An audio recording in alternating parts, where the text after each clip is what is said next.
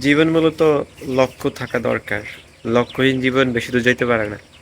আপনার মতো ঠিক আমারও 18 থেকে 20 বছর পর্যন্ত জীবনে কোনো লক্ষ্য ছিল না। বলতাম যে যাই হোক একটা হবেই জীবনে। কি আর আছে? জীবন একটাই। এত লক্ষ্য করে কি করব? পরে একটা সময় গিয়ে চিন্তা ভাবনা করলাম যে না, আসলে লক্ষ্য ছাড়া জীবন চলতে পারে না। আগাইতে পারে না। আমরা যখন কোথাও পৌঁছাবো বা কোথাও যাবো তখন যদি আমাদের গন্তব্য ঠিক না থাকে, তাহলে আমরা কই যাবো? কি করব? কোনো কিছুই ঠিক মতো হবে না।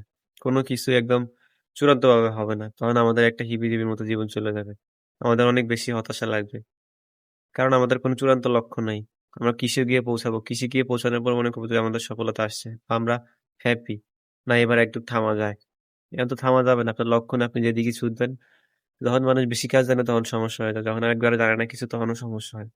বেশি কাজ জানলে আপনি হতাশ হয়ে যাবেন যে এটার থেকে এটা ভালো, এটার থেকে ওটা ভালো, এটার থেকে ওটা ভালো।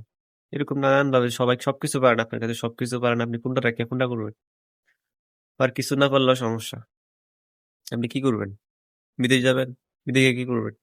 কিছুই পারেন না আপনি। তো দিন শেষে গেলে আপনার এইরকম মানুষের রাস্তায়, রাস্তায় ঘুমাইতে হয়। বলে কাজ নাই। কিন্তু যারা কাজ জানে তারা না খেয়ে ঘুমায় না।